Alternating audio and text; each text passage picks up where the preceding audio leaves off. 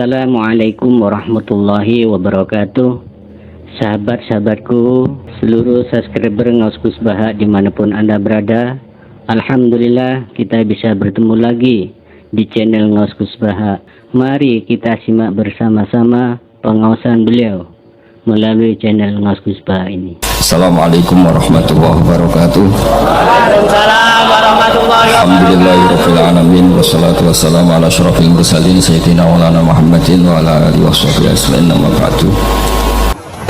Niki paling kula ngisi namung 20 menit ini mun top niku mun. Terus katanya niku ahlul ilmi dihormati tapi nyatane dipeksa. Terus memang banyak paradok dalam ilmu usul fikih. Ilmu usul fikih itu ilmu yang menjadikan orang itu bisa berpikir. Terus kalau tak cerita tentang pertama tentang Ki Akil sing al-ma'ruf bi ahli nahwi. Nahwu riyen di era dulu itu dadekno tiyang dadi wali. Sampai disebut hatta nahat qulubuhum li nahwihi famin azimi sya'nihi lam tahwihi.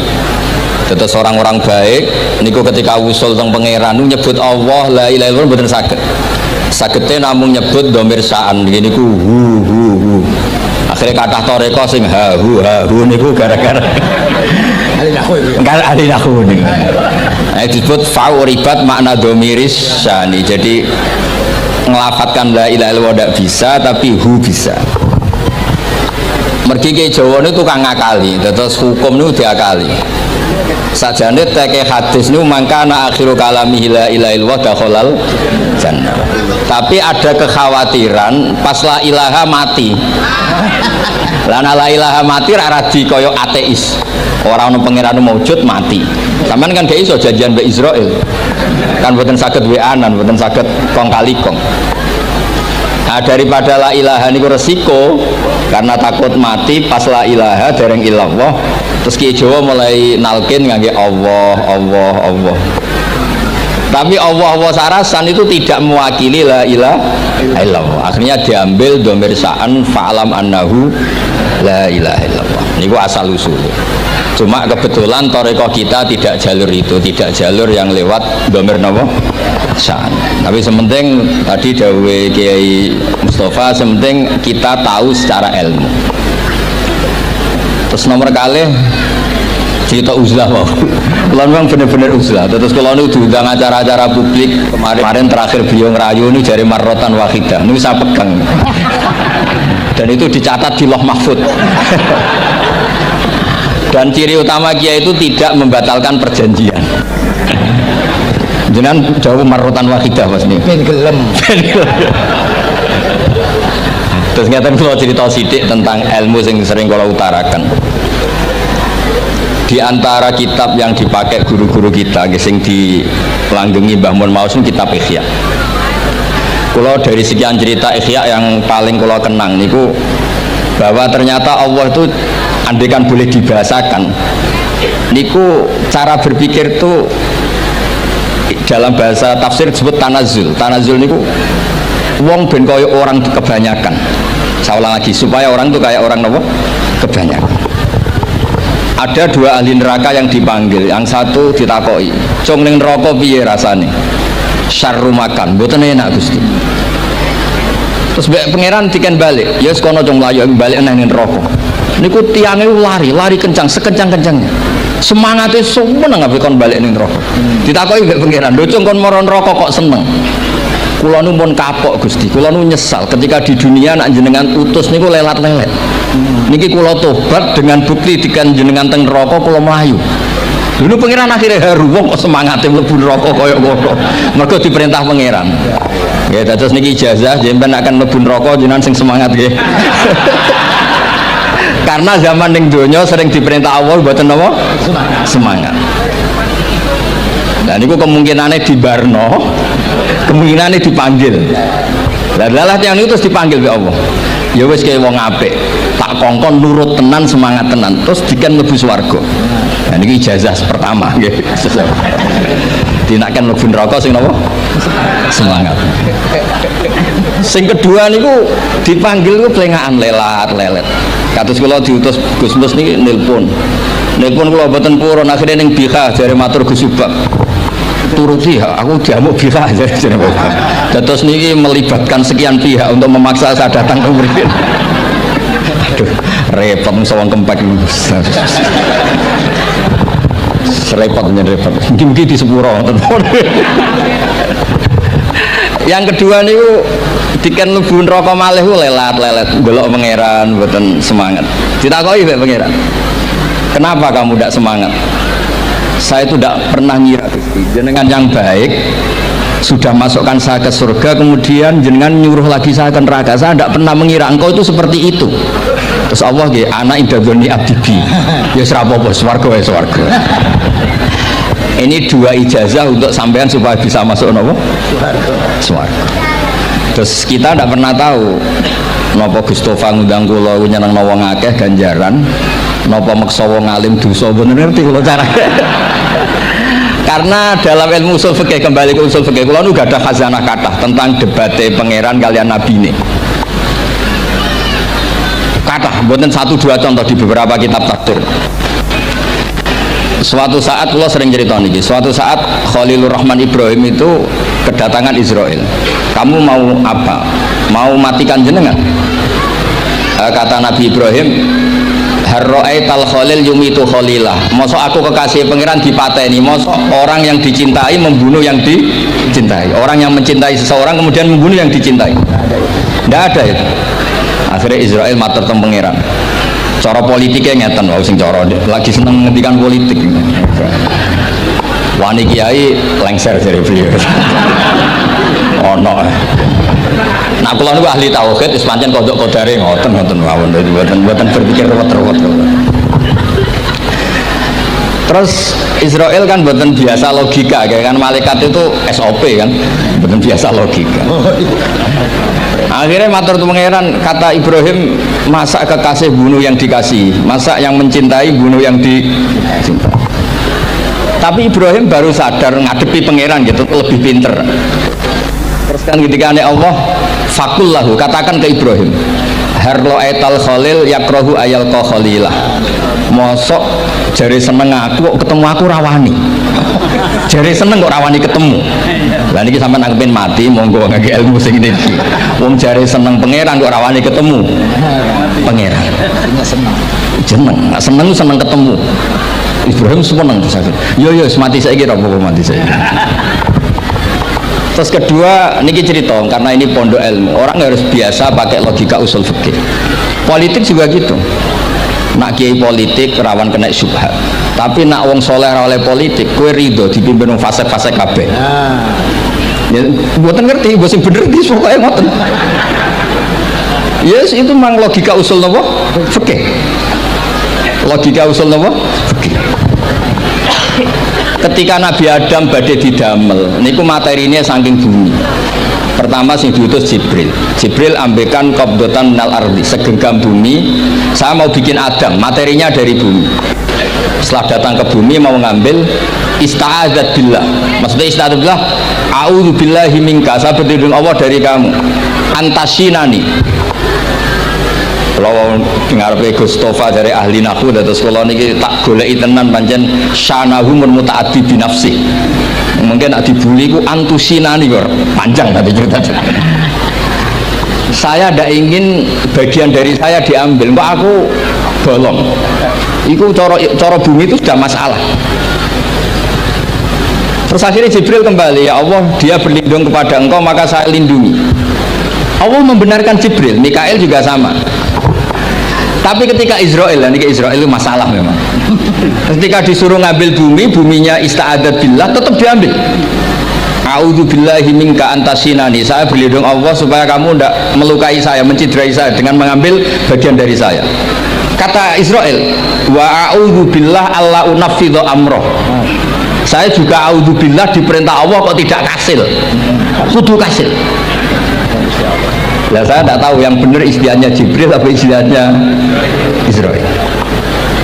Terus memang sudut pandang Makanya dulu ketika banyak pondok putri itu kiai-kiai kuno dulu itu menentang. Alasannya gini, nak bojone jelas khawatir kiai ini kecoba itu jelas. Tapi banyak kiai itu khawatir tenang, kecoba fitnatin nisa.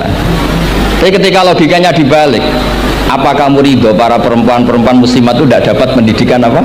Agama, hanya karena orang soleh tidak punya nyali, tidak punya peduli mengajar. Tapi dia sakit diwalik. Ustaz-ustaz sing imane pas-pasan itu kue ridho nak kecoba. Sampean milih mana? Ridho kecoba atau ridho bodoh? Nah, logika-logika usul fikih ini yang kemudian dipakai Wali Songo.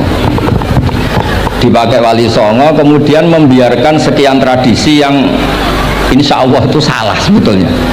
Tapi tidak sebanding dengan asmane Allah Subhanahu wa Ta'ala. Misalnya begini. Gini iki dirungokno mawon. Sampeyan ra paham kok napa-napa. Sampeyan nak ra paham wis anggap ae tawadhu. Sepantese wong awam yo ora paham. Nak paham dadi kiai. Terus biasa mawon sampeyan nak ra paham aja tersiksa. Umpamane jenengan mboten kiai kok kon paham. Nah sampean pinter kados kula mestine orang ngrungokno, semangatnya hasud. Terus rivalitas betul. Nah cara Mbah Mun nak cerita ngoten, dhisik kowe zaman bodoh iku angger kiai mbok cucuk. Bareng padha kiai niku koyo saingan. Niku pun sunatullah ndak bisa dihindari, niku pun sunatullah. Terus kembali lagi ya. Logika-logika usul fikih niku dipakai oleh Wali Songo. Ngeten ada cerita ini rungok nonton. Itu sudah saya cek di beberapa riwayat termasuk di Musnad Imam Ahmad. Ada orang ini bukti teorinya Wali Songo itu benar. Wonten tiyangu gadah kesalahan. Niku dokumen kesalahan niku madul basor sepanjang mata melihat. Wes ngoten jumlahnya 99 bok. Kayak apa banyaknya? Per bok madul basor sepanjang mata nopo melihat. Ketika dia ditanya Allah itu kalau tanya demokratis. Azolamat kata badi. Jangan-jangan malaikat saya sentimen. Kalau kamu jelek ditulis, kalau baik enggak Gusti. Afalaka udhun. Jangan-jangan kamu saat salah itu punya alasan. Enggak Gusti, ya memang salah. Tapi kata Allah, sudah kamu tenang saja. Kamu punya ini. Itu hanya satu box. Ya kira-kira kayak tempat jam tangan ini. Enggak, kamu punya ini, cukup ini. Terus malaikat tanya, ya Allah, apa artinya, apa ngefek itu kalau ditimbang dengan kejelekan sebanyak itu dengan satu box jam? Orang ini juga bilang, Gusti sudah ada usah ditimbang, nggak ngefek itu pasti kalah. Tapi setelah ditimbang menang yang satu box kecil tadi, karena di situ ada la ilaha illallah Muhammadur Rasulullah. Jadi malaikat diancam sama Allah, kamu berani tidak mempertimbangkan nama saya? Apapun banyaknya box itu dosa itu tidak saya. Kalau ini la ilaha illallah itu nama saya. Kamu berani tidak mempertimbangkan nama saya? Ya tidak berani Gusti, ya harus dimenangkan. Nah itu semalannya kalau pengajian ini ya ono istilatur rijal wan nisa, tapi baru kayak ngaji di sepuro. Ya aja muni halal tapi ya aja muni terus gak ono faedahe. Di sepuro insyaallah. Karena kalau nuruti harus steril halal itu kayaknya tidak bisa. Terus di situ ditutup fala yaskulu ma'asmillahi ta'ala syai'un. Dibanding asmane Allah Ta'ala sesuatu itu tidak ada nilainya. Pasti menang Allah Ta'ala. Sehingga banyak ulama ngendikan kowe nak berdosa, bersalah maca iki-iki.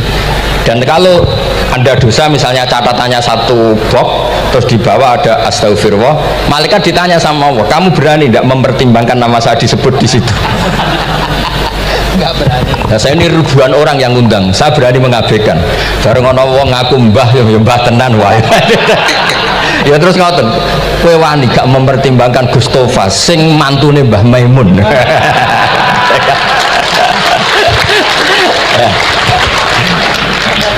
Semoga cara pandang malaikat nanti seperti itu. Tapi nanti kalau malaikat cara pandang, mbah kok tukang makso putu. Itu mbah model opo. Nah saya ini sudah ngalah satu kali. Berikutnya logika kedua yang insya Allah terbangun di kalangan malaikat, yaitu mbah ora oleh makso nopo putu. Ning dinggon mbah yang baik putune dolanan di Barno. Ini ora. Putu lagi asik-asik dolanan. Rene. Kon nyapu. Nah, itu udah jenis mbah yang baik. Terus kula suwun lah ngaji usul fikih yang serius karena itu menjadikan kita bermartabat. Kula niku sering lepas jenazah tangga-tangga kula nggih penggene ndelok TV, nak bengi nggih ngelamun, ngayal sugih, kadang nggih ngapalo tikus sing liwat dhuwure saking ora ana penggawean. Tapi kula nang lepas jenazah ini orang baik. Sampai bojone protes, "HP opo lho Gus, angger bengi ku mau ngelamun ngitung tikus liwat, ngitung apa." Terus kula matur, ngitunge aja ngono, ngitunge tarokal ma'asiyah. Wong ning omah itu artinya tidak dugem, tidak melakoni maksiat. Itulah yang menjadikan usul fikih itu ilmu yang sangat terhormat. Coba kalau Anda jadi pakar usul fikih kayak saya, mengkaji betul usul fikih. Orang tidur semalaman jangan bahasakan tarokat tahajud, wa tarokal witro, wa taroka qiyamal lail. Tapi bahasakan taroka zina, wa tarokal ghibah, wa taroka kada wa kada minal ma'asi. Keren buatan? Keren. Kalau kamu udah ahli usul fikih maka kiai kok amen turu, kiai kok guyon suwengi.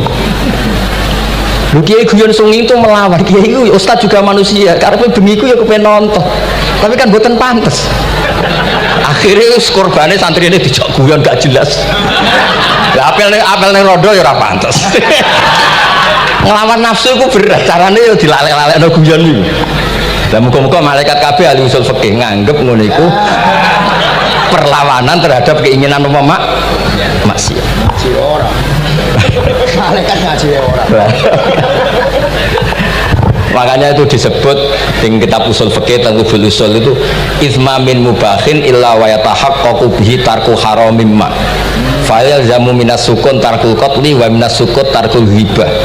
Tidak ada sesuatu yang mubah kecuali saat Anda lakukan, saat itu juga Anda meninggalkan keharaman. Maka sebetulnya mubah ini punya nilai yang luar biasa yaitu tarkul haram atau tarkul ma'asi. Jadi sawangannya sampai nang omah kukar-kukur, mlebu metu, kukar-kukur meneh, mlebu metu, bariku turu angop, ngorok. Nah, semoga malaikat ini al-usuli sehingga ngitung itu hadza tarokal ma'asiyah kullaha. Hebat ini orang yang tinggal napa? Maksiat. Tapi nak malaikat itu jenis rada ekstrim. Alumni kempek suwengi ra tahajud ora witir ku alumni opo? Mulane kalau niku ngaji usul fikih terus supaya diperdengarkan ke malaikat. Supaya teorinya pakai usul napa? Fikih. Jadi kalau melihat kita melakukan mubah niku dihitung tarkul napa? Ma'as. Nah, ini pentingnya ngaji. Kalau nate ditanya sama seorang dosen, Gus, masa iya Quran yang katanya mutu semutu-mutunya kemudian ada ayat kulu washrobu, mosok urusan mangan gak usah disuruh orang juga makan, terus kualitasnya kulu washrobu itu di mana? Terus kalau jawab, terus sorokan yang penting wopo rapat utawa seminar. Tidak ada rapat, tidak ada seminar itu kamu tidak mati, tapi kalau nggak makan itu mati. Penting mana? Ya penting makan. Lah iya, jadi orang itu lupa kalau sesuatu yang seserius itu karena menjaga nyawa yaitu makan. Terus karena makan tuh hal yang murah dianggap biasa, itu bahaya. Sehingga sebetulnya yang kita bisa jadi wali lewat hal-hal keseharian tidak bisa jadi wali karena tadi. Saya punya hadis, ini mudah sekali untuk Anda jadi wali. Bahkan di atas wali lah. Inna woha ta'ala layar do anil abdi, pakai inna masih pakai lam taukid. Inna woha layar do anil abdi ayakulal aklata fayahmadahu alaiha aw yasroba syarba fayahmadahu alaiha.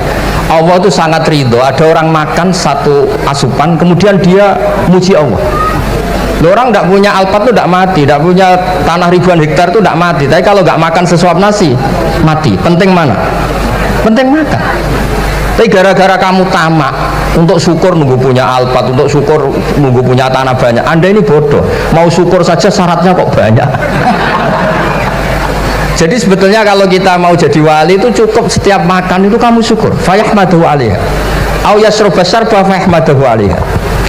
Makanya wali-wali dulu kalau didik raja yang sedang berkuasa itu ditanya, kamu raja besar, punya pengaruh besar, andaikan kamu di padang pasir, dan kemudian Anda tidak mendapatkan air sama sekali, apakah kamu menggantikan kerajaan kamu demi beli satu seteguk air?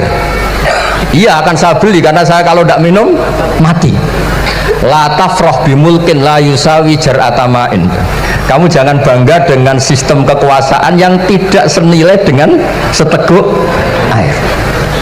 Orang nggak jadi raja itu nggak mati, tapi kalau nggak minum mati. Terus akhirnya dosen itu tahu, wah berarti kul wasrobu itu luar biasa, Gus, sangat luar biasa. Makan dan minum itu luar biasa. Makanya terus ada kiai mertamu mangan. Kalau tadi baru datang kon mangan, di sini ya ada mangan. Ya saya anggap aja itu proses jadi wali, jadi segampang itu jadi wali. Nah kemudian gara-gara torekoh terus jadi wali ku repot kon maca 10.000 wiridan kon opo. Kesuwen nih cara karena ini partai nggak torekoh tadi. Dulu abahnya Mbak Maimun Mbak Zubair itu kalau disuruh wiridan lama-lama itu nggak mau, sementing diridani pangeran mau kok akeh-akeh. Nah, itu partainya partai ahlul ilmi ya, partainya partai ahlul apa. Nah kemudian karena saya ini nekuni tafsir ya, itu saya kepengen ya menggerakkan supaya ilmu Quran itu menarik. Caranya apa? Cari sisi ekstrimnya. Aku bolak-balik kenapa sih orang nggak janggal itu udah iskal. Quran itu kan kalamullah, salah lagi Quran itu kalamullah. Masa iya Allah yang Tuhan kemudian ngendikan iya kana butuh iya kanas kepadamu aku menyembah. Masa Allah ngendikan gitu pada kekasihnya Nabi Muhammad, padahal Allah itu al-ma'bud bukan abid, Allah yang disembah bukan yang menyembah. Semua ahli tafsir, saya bukan bilang sebagian, semua ahli tafsir pasti ngendikan begini, wa yuqaddaru qabla qaulihi ta'ala iyyaka na'budu qulu. Sebelum iyyaka na'budu itu ada kata yang disimpan yaitu qulu. Jadi iyyaka na'budu itu betul ngendikannya Allah, cuma sudah dikasihkan Jibril kepada umatnya Rasulullah. Jadi Jibril bilang gini ke Rasulullah Muhammad, qul iyyaka na'budu. Kemudian Nabi juga bilang ke umatnya qulu iyyaka na'budu. Jadi ini kalamullah yang sudah milik kita. Nah berhubung milik kita, kita sah mengatakan iya karena karena kalau tidak janggal, masa iya Allah berdoa ihdinas siratal mustaqim, tunjukkan kami jalan yang benar. Ya, kalau ihdinas siratal mustaqim kalamullah berarti kan Allah yang berdoa. Nah sehingga semua tafsir bilang sama, wa yuqaddaru qabla qauli ihdinas siratal mustaqim qulu. Nah terus ada mufassir lain bilang jangan mulai iya karena butuh ya semuanya, mulai bismillah, qulu bismillahirrahmanirrahim. Masa iya Allah sendiri yang bilang bismillahirrahmanirrahim. Nah dengan tafsir seperti ini terus kita akhirnya lagi-lagi kembali ke usul fikih, kembali ke balaghah, kembali ke nahwu. Kalau enggak ya Anda akan menafsiri Quran pakai logika Anda sendiri, sampai ada mungkirus sunnah. Pokoknya sementing kembali ke Quran, orang roh Quran itu kayak apa. Saya kemarin ngaji di Sedan di daerah saya bilang Sayyidina Umar itu Islam sebelum minta hidayat, Khalid bin Walid ya Islam sebelumnya ya tidak minta hidayat. Nah itu kan janggal, padahal katanya Quran itu hujal lil muttaqin, petunjuk bagi mereka yang takwa, padahal tidak ada sabkut takwa untuk Umar. Umar tidak pernah takwa, tapi nyatanya Islam. Bahkan dia masuk ke rumahnya Zaid bin Arqam itu mau bunuh Nabi, mau nyari Nabi, bukan mau Islam. Tapi ketika dengar iparnya membaca Toha ma anzalna alikal Qur'ana litasqa, kemudian dia masuk Islam. Lalu gimana tentang hujal lil muttaqin, petunjuk bagi mereka yang takwa?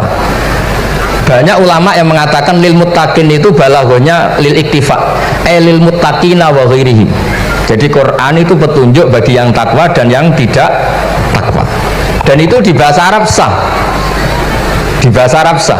Misalnya gini ya, kalau sampean punya ponakan dolan, congcong nang mangan. Ya maksudnya ya mangan mbek ngombe, mangan tok seretan mati kan. Itu kan satu paket. Sarobila taqikumul harra wal barda. Pakaian yang melindungi dari panas, di situ nggak disebut wal barda, tapi artinya juga wal barda. Karena kalau tidak diartikan lil iktifa, nanti Quran itu memberi petunjuk bagi yang sudah muttaqin, corong doang nguyai segoro, wis takwa kok. Nah ini kita butuh ahli tafsir yang al-usuli, karena itu yang menjadikan Quran punya kualitas lagi. Seolah lagi punya kualitas lagi. Kalau ndak, Quran tuh kayak biasa-biasa saja, kayak tadi kulu wasrobu kayak dan seterusnya dan seterusnya. Jadi kalau suwun barokahnya hormat sama orang alim kados Ki Akil, Ki Siras dan tenaga keluarga mriki. Orang menghidupkan logika ilmu lagi. Jadi kalau seneng lah nak dalam Gusmus ahli ilmu boten krono niat fakir boten. Biar sampean ngerti lah kalau ngadepi ahlul ilmi itu pun boten level. Ahlul ilmi itu kalau punya logika itu tidak bisa dibantah. Saya beri contoh sekian contoh yang nyata yang diajarkan Rasulullah SAW. Nabi itu pernah mau dipermalukan orang karena Nabi ngendikan la adwa wala tiarata, tidak ada penyakit menular. Terus ada orang iseng kok onta yang kena kudisen itu dijejerkan yang waras ikut kena kudisen. Terus orang ini tanya, ya Rasulullah ini tadi sehat tapi kena onta yang kudisen ikut kudisen. Nabi tanya lagi, faman a'dal awal, yang kudisen pertama ketularan siapa? Oh itu dari Allah ya, maksud saya seperti itu. Jadi ada terus orang-orang kafir itu cara berpikir aja alal alihata ilaha wahida inna hadalah syai'un ujab. Muhammad ya tentu mereka masih jangkar. Muhammad problem kita ini banyak. Kalau Tuhannya satu tidak cukup. Ada problem kredit macet, ada problem macam-macam kan, utang piutang macam-macam. Kalau Tuhannya satu tidak cukup. Kita butuh Tuhan banyak karena problem kita banyak. Lalu Nabi mengajarkan mereka apa logika yang dibangun. Kalau kamu jadi buruh, kemudian majikan kamu banyak, semuanya merintahkan kamu bingung enggak? Ya bingung. Tuhan kamu itu majikan kamu, kalau banyak-banyak perintah semua kamu yang bingung. Ya sudah mat Tuhannya satu saja. Itu disebut darabawa masalah rojulan fihi syuraka umutasakisuna wa rojulan salamal lirrajul. Nah, sekarang itu kita ini mulai kehilangan fatonahnya Rasulullah SAW. Nabi dulu itu kalau menerangkan ilmu, itu logikanya gampang sekali. Logika yang dibangun itu gampang sekali. Ada orang cerita, ya Rasulullah saya ini ada sekian anak saya, yang paling saya cintai satu. Apa saya boleh melebihkan yang paling saya sayangi dalam pemberian? Nabi jawabannya itu tidak langsung, jangan enggak. Apakah kamu berharap bahwa mereka semuanya baik ke kamu? Iya, semuanya saya ingin baik ke saya. Ya kalau gitu jangan. Kan tidak fair kita mengunggulkan yang satu, melebihkan yang satu, sementara kita berharap semuanya baik. Itu tidak fair kata Nabi. Jadi dulu Nabi itu terus ini yang cerita fikih. Dulu Ahlul Madinah itu mangga itu masih pentil sudah dijual. Pentil dijual harganya 2 juta. Masa iya pentil harganya 2 juta? Karena dengan asumsi sudah jadi mangga. Tapi ketika Nabi datang di Medina dan penduduk Medina itu abkhosna sikailan, orang paling buruk dalam pertimbangan dalam jual beli, Nabi cara ngendikannya itu unik. Aro'aitum lau anna waha yamna'us samro fabima yastakhillu ahadukum mala akhi. Kalau pentil ini ternyata kena angin terus kemudian tidak jadi buah, lalu kamu nerima uang 2 juta itu atas nama apa? Atas nama beli pelem, nyatanya belum jadi mangga. Mosok kalau pentil seharga 2 juta. Semenjak itu terus Ahlul Madinah sadar kalau jual buah itu nunggu ba'da budui solahiyah, setelah samroh ini berbentuk. Tapi Nabi tetap ngendikannya pakai logika. Nah sekarang banyak kiai yang sidik-sidik neraka-nerakatnya, Nabi itu ngajari logika. Ada pemuda dia itu hipersek, mau masuk Islam tapi tetap boleh bebas. Saya ini ingin Islam tapi jangan larang seks bebas.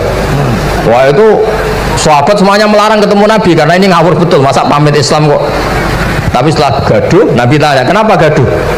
Ada pemuda mau masuk Islam tapi yasta'izinu fi zina, dia minta izin supaya tetap boleh zina. Kata Nabi, suruh ke saya ke sini. Setelah datang di depan Rasulullah, logika yang dibangun Nabi itu luar biasa. Atuhibbuhu li bintik, kamu suka punya anak putri kemudian jadi demenannya orang laki-laki hidung belang? Ya enggak, saya bunuh orang itu. Andaikan itu ke ibu kamu, saya bunuh orang itu. Atuhibbuhu li bintik, atuhibbuhu li ummik, atuhibbuhu li ukhtik, atuhibbuhu li kholatik. Kamu suka punya anak putri yang jadi demenannya orang? Ya tidak suka ya Rasulullah. Kamu suka kalau punya ibu didemeni orang banyak? Ya tidak suka Nabi. Sampai otaknya itu yastakbihu zina, sehingga otaknya itu wah zina itu buruk betul. Akhirnya ya Rasulullah sudah, saya mau se-Islam tanpa zina-zina. karena logika yang dibangun Nabi itu luar biasa. Nabi pertama mengingatkan atuhibbuhu li bintik, atuhibbuhu li ummik, atuhibbuhu li ukhtik, atuhibbuhu li kholatik, sampai dia nggak bisa apa-apa. Sudah Nabi sudah. Jadi logika ini yang harus kita waris. Lagi-lagi kembali yang bisa waris itu ahlul ilm. Sama itu kan kayak diskusinya Nabi Yahya dan Nabi Isa. Nabi Yahya itu suka berkawan orang-orang soleh. Setiap berkunjung di mana itu nyari yang orang-orang soleh. Ditanya kenapa kamu berkawan orang soleh? Ya berkawan orang soleh itu asik. Tapi kalau Nabi Isa enggak. Kalau ada desa-desa yang masih hitam, masih merah itu dikunjungi, kemudian dibina. Ditanya sama Nabi Yahya, lima anda tanzilu ala syirarin nas, kok kamu kumpul orang-orang yang kayak gitu? Jawabnya beliau, innama ana tabibun udawil mardo. Di mana-mana Nabi itu ya dokter, di mana-mana dokter menyembuhkan yang sakit. Jadi dulu logika kebalikan itu dibangun, sehingga dulu ulama khilaf itu ikhtilaful a'immah apa? Rahmah. Masyhur itu. Saya sering cerita dan itu ada di kitab Khilyatul Auliya. Nabi Yahya itu lebih ceria. Nabi Isa itu agak sering cemburut atau kebalikannya. Yang satu tuh mali aro ka'abisan ka'anna kataknatu min rahmatillah. Kamu kok sering cemburut, seakan-akan rahmat Allah itu terbatas, wong kok ora iso syukur. Yang satu gojlok mali aro ka dohikan ka'anna katakmanu min makrillah. Kowe kok guya-guyu, kok is bebas kon rokok ae gitu. Nah, sehingga ya itu tadi sudut pandang. Makanya saya sering cerita dulu kalau Said Abdul Al-Haddad itu tanya, "Cung kowe ngaji sopo?" Ngaji si A. Kiaimu tahu nangis? Ndak. Ojo ngaji. Kiaimu ati atos, kiai kok ora iso nangis. Tapi kalau Abu Hasan Asadili kebalikan, "Cung kowe ngaji sopo?" Ngaji si A. Kiaimu tahu guyu nak ngaji mboten nate. Ora usah ngaji wong ora iso syukur. Jadi nah itu yang akhirnya menjadi keseimbangan khaufau wa tama. Ada khauf, ada apa? Roja. Sehingga karena sudut pandang itu nggak bisa dihilangkan, saulangnya nggak bisa dihilangkan. Ini yang sering diceritakan kisah itu kakaknya ini. Dulu Muhammad bin Hasan Asy-Syaibani, Imam Syafi'i itu lama sekali beliau jadi ulama top yang suka fikir. Dianggap fikir itu aman, meringankan hisab. Gak jenengan fikir yang dihisab malaikat apanya kan? Kan nggak bisa ngisap jenengan, apa saja tidak punya. Punyanya problem. Nah setelah ngaji sama Imam Malik, Imam Syafi'i tanya, yang ilmunya setingkat jenengan siapa? Kata Imam Malik, sebetulnya Abu Hanifah, tapi orangnya sudah meninggal, tapi ada muridnya namanya Muhammad bin Hasan Asy-Syaibani. Kamu ke sana dari Madinah ke Irak, dulu tempatnya di Baghdad. Setelah di Irak, Muhammad bin Hasan Asy-Syaibani itu kalau ngitung uang tuh di meja, emasnya itu banyak, uangnya banyak, dia hitung di meja, malah kaget. Saya ini gedeng kiai, kedunya ini ketemu kiai, kedunya. Ya karena Muhammad bin Hasan Asy-Syaibani itu wali, kamu tanya, kamu heran ya ada kiai kaya? Iya. Ya sudah, kekayaan ini kasihkan orang fasik, biar dipakai demenan, dipakai mabuk, dipakai ini. Terus, ya jangan, kalau kena orang fasik bahaya, jenengan saja. Semenjak itu Imam Syafi'i mulai rodok seneng duit. Jadi ada ceritanya soalnya kok diangen-angen, nah, terus keterusan umatnya kayak gini-gini itu. Jadi ini cerita nopo istihad, apa cerita nopo istihad. Sama pangkat juga sama. Gue seneng nak orang soleh-soleh tidak ikut ngurus negara ini, mau dikemanakan negara ini. Tapi ada yang berpikir gue seneng nak orang soleh terkontaminasi. Ya sudah monggo, sing serapayu jabat, gih berpikir zuhud. Sing payu yo berpikir politik. Yang penting semuanya itu berdasar ilmu. Yang penting itu semuanya berdasar apa? Ilmu. Karena ilmu ini basis yang paling diridani Allah Subhanahu wa ta'ala. Masyhur itu Ihya sering diceritakan Imam Ghazali, ana alim uhibbu kulla alim. Kata Allah, saya ini alim dan sangat mencintai orang alim. Karena orang alim ini yang tahu perspektif. Orang yang ngiranya, saya ulang lagi, yang ngiranya itu enggak ilmiah. Di depan orang alim itu sangat-sangat apa? Ilmiah. Yaitu tadi misalnya ada ayat wa min ayatihi manamukum billaili wan nahar. Masa iya tidur yang ngorok semua turunnya secara jelas kok jadi wa min ayatihi. Tanyakan ahli medis, sistem tubuh kita kalau nggak tidur itu kayak apa rusaknya? dan taat pas-pasan ngene iki satu-satunya solusi ya turu. Bengi ngempet kepen delok dangdut, delok dugem. Bareng turu jebule esuk wis bar alhamdulillah. Cara melek iman kamu seberapa? Tarikan-tarikan maksiat posisi kamu terjaga bisa kalah kan? Tapi kalau tidur sukses kan tarkul maksinya.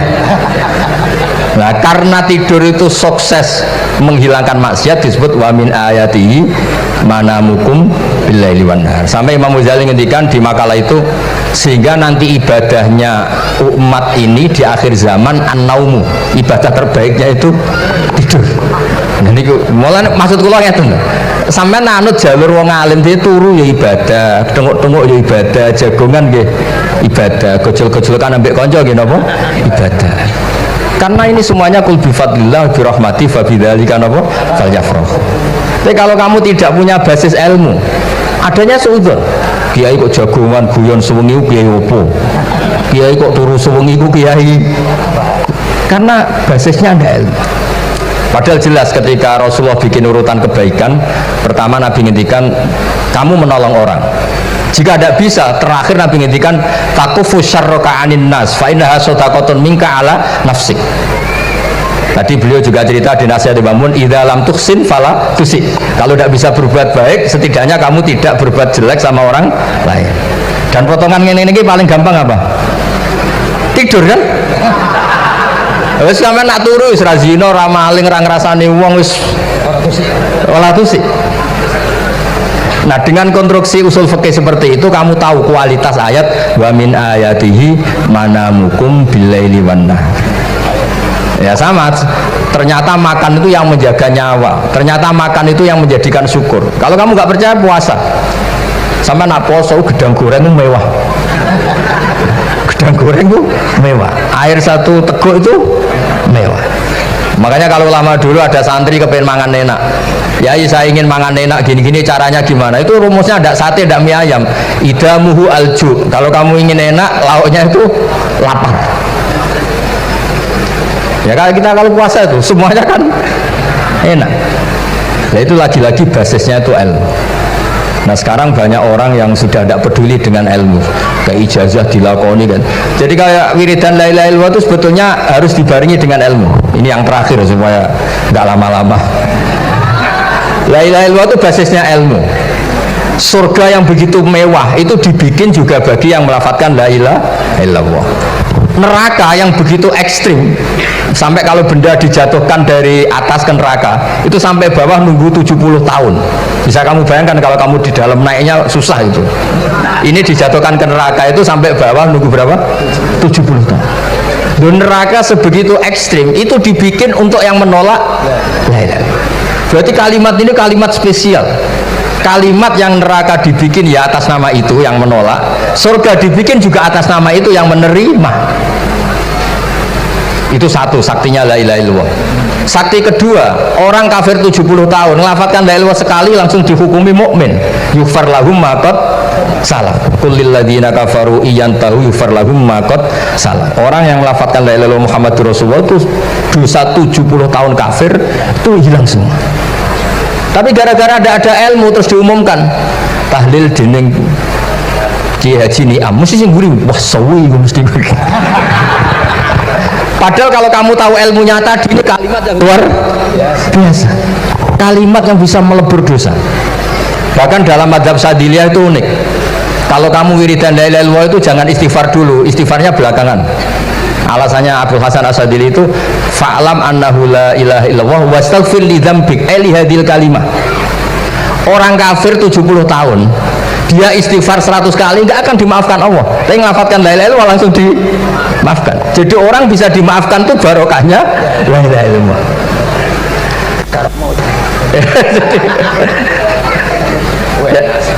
Ya kan? Iya. Jadi orang kafir 70 tahun wirid istighfar 100 kali atau 1000 kali dimaafkan enggak? Enggak kan? Tapi kalau membaca la ilaha illallah dimaafkan. Jadi istighfar tuh ngefek positif itu kalau dibarengi la ilaha illallah. Makanya wastaghfir li dzambika ay bihadil kalimah. Cara puasa. Kamu boleh istighfar berdasar hadil kalimah, berdasar la ilaha illallah. Tapi terus kemudian ya thariqah itu banyak, itu urusan rasa. Justru karena la ilaha illallah kalimat thayyibah harus disucikan dulu. Caranya istighfar dulu. Nah, itu urusan monggo lah.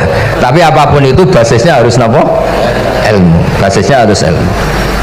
Jangan malah sentimen. Wong di kuburan wiridan la ilaha dihukumi kafir. Nah, itu kan aneh. Wong kalimat ini yang kafir saja menjadi muslim, sekarang yang muslim menjadi kafir. Itu paham kok seaneh itu gitu kan.